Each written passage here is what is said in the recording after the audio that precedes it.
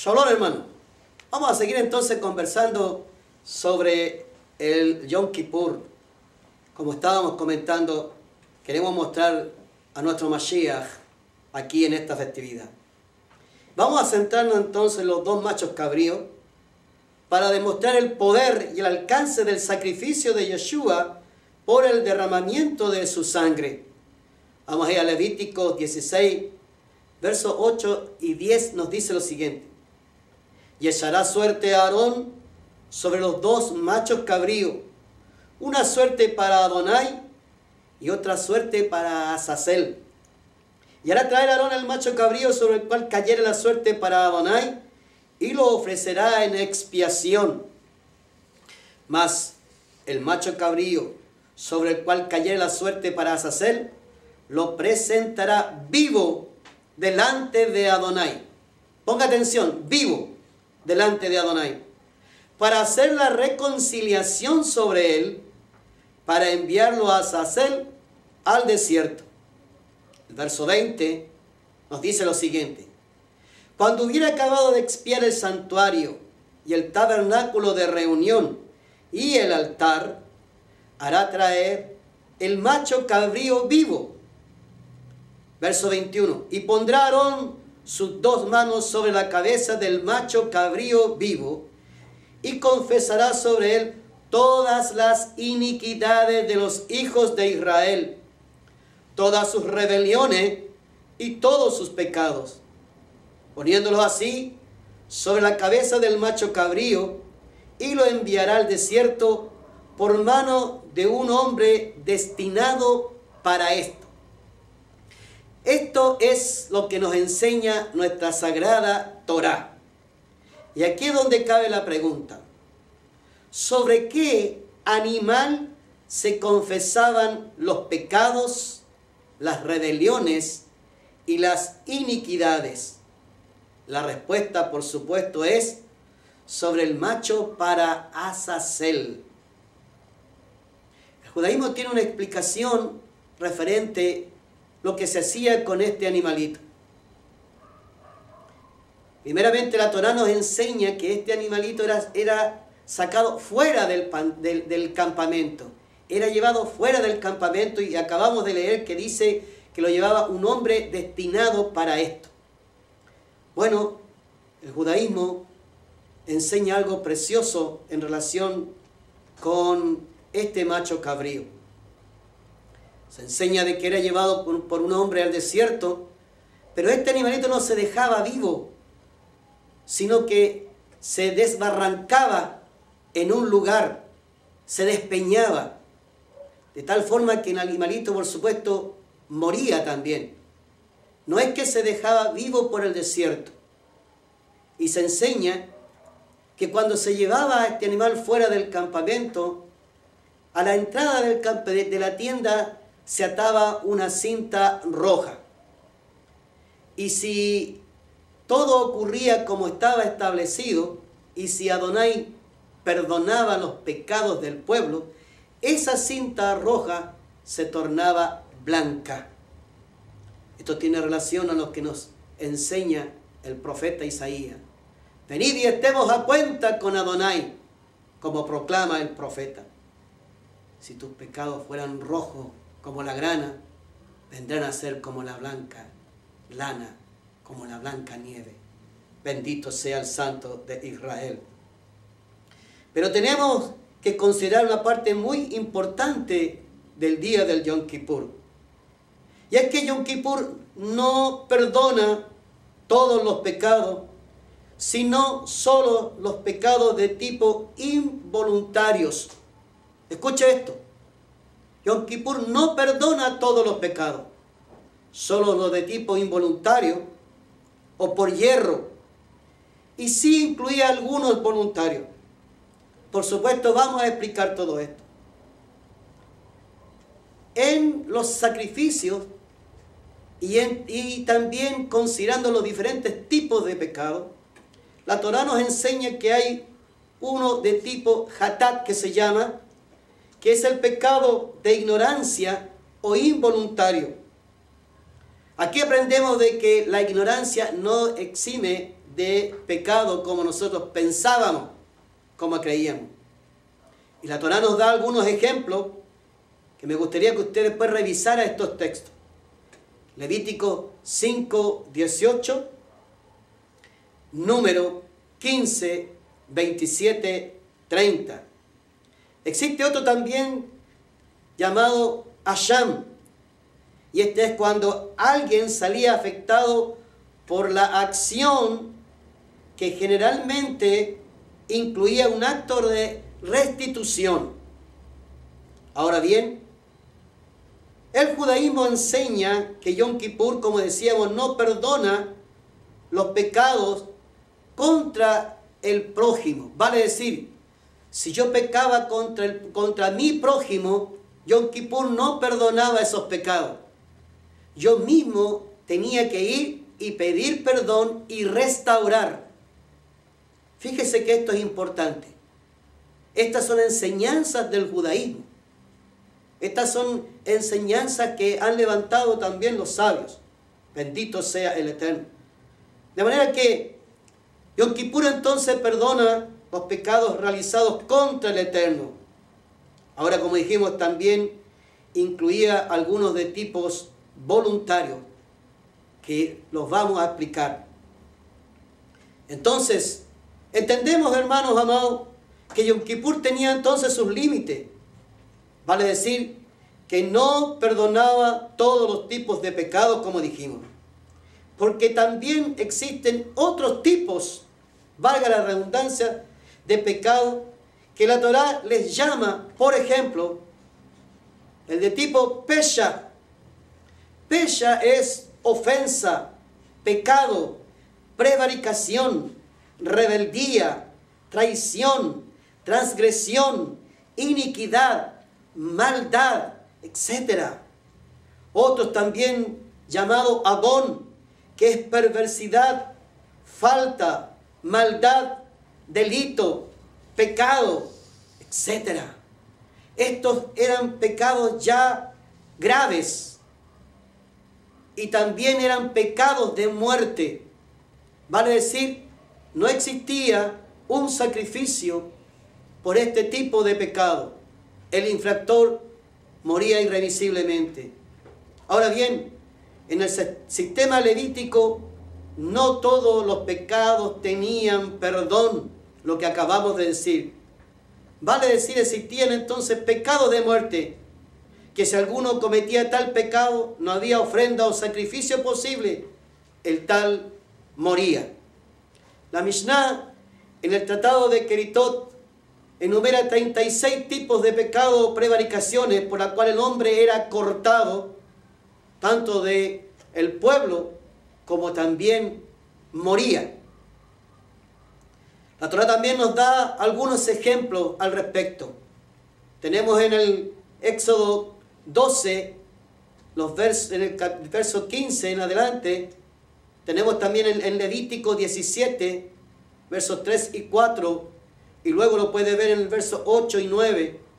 Tenemos Levítico 20, verso 2. Tenemos en Número 15, 27, 30. Y también en Número 19, del 13 al 20. Aquí nos habla de algunos tipos de pecados donde el infractor era cortado, caret, tanto del pueblo, como acabo de decir, como también se le quitaba la vida.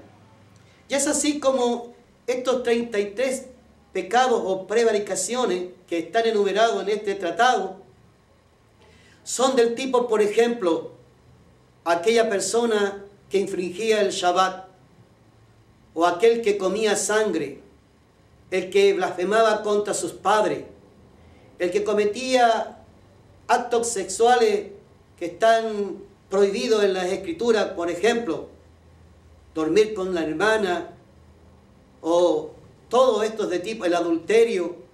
Este tipo de pecado no tenía redención posible. Vale decir, no existía un sacrificio para este tipo de pecado. Cualquiera persona que cometía una falta grave como esta, y aunque se arrepintiese, si llegaba delante el Cohen, no había para él ni una posibilidad de salvación o de perdón. La persona moría. De manera que, como acabamos de decir, esta persona no tenía posibilidad de perdón, de redención ni justificación. Y ahora, amados hermanos, es aquí donde entra el poder de la sangre y del sacrificio de nuestro bendito y santo Mashiach Yeshua. Porque todo lo que Yom Kippur no perdona y todo lo que el sistema levítico no podía ofrecer por expiación, en Yeshua HaMashiach hay perdón, restauración, reconciliación para con el Creador, con el santo bendito Baruch Hu. Esta es la enseñanza de Isaías 53. Esto es lo que este siervo sufriente llevó en sí y realizó con su sacrificio y su derramamiento de sangre. Y es aquí como ahora damos gracias al santo bendito y proclamamos su nombre glorioso por sobre todo nombre, porque ahora que estamos regresando a casa, que estamos regresando a nuestras raíces, que consideramos que somos parte del pueblo de Israel y que estamos aprendiendo, estudiando la lengua santa y podemos leer nuestra sagrada Torá en el lenguaje en el cual fue escrito, nos damos cuenta de el sacrificio, de la obra de redención en Yeshua, nuestro Mashiach. Isaías 53, en el verso 5, nos dice, mi peshaenu, dice, nuestras rebeliones, meduká mejabonotenu, molido por nuestros pecados. El verso 6 dice, abón culano, estoy hablando por supuesto del hebreo, y eso es el pecado de todos nosotros. Vale decir que todos esos pecados que no podían tener perdón ni reconciliación, en Yeshua hoy día existe el perdón, la reconciliación y la justificación para el infractor. Bendito sea el Santo de Israel. Y esto es lo que el Shaliach Kefa está enseñando en Hechos 3:17, que le voy a dejar a usted la tarea de leer estos textos. Esto es también lo que enseña el rabino Shaul en Hechos 13, verso 38 y 39, que quiero leerlo para que juntos meditemos en él. Y dice, sabed pues esto, varones hermanos, que por medio de él, ¿de quién? De Yeshua, se os anuncia perdón de pecado, y que de todo aquello de que por la ley de Moshe no pudiste ser justificado, en él es justificado todo aquel que cree. Bendito sea el Señor. Tenemos también lo que Pablo nos enseña en Romanos 8, del verso 1 al 3, donde dice, ahora pues, ninguna condenación hay para los que están en Mashiach Yeshua, los que no andan conforme a la carne, los que han hecho ese cambio de vida, sino conforme al Ruach, al Espíritu. Porque la ley del Espíritu de vida en Mashiach Yeshua me ha librado de la ley del pecado y de la muerte. Ponga atención, me ha librado de la ley del pecado, no de la Torá, como se ha enseñado, no de la Torá que el Eterno dio a Moshe, no de la instrucción, sino de la ley del pecado que produce la muerte. Porque recordemos que la paga del pecado es la muerte. Porque lo que era imposible para la ley, por cuanto era débil, la ley no tenía, como acabamos de decir, posibilidad, no daba posibilidad al infractor, ni estaba en ella, como decíamos, la posibilidad de un sacrificio instaurado en el sistema levítico para el infractor de estos pecados de muerte. Por eso Pablo dice que la ley era débil, dice por la carne. Adonai, enviando a su Hijo en semejanza de carne de pecado, en semejanza de carne de pecado, y a causa del pecado, condenó el pecado en la carne. Tenemos también otra cita que está en Hebreos 9:7. Ponga atención a esto y dice, pero en la segunda parte, solo el sumo sacerdote una vez al año, aquí se está refiriendo al Yom Kippur, dice, no sin sangre, la cual por sí mismo y por los pecados de ignorancia.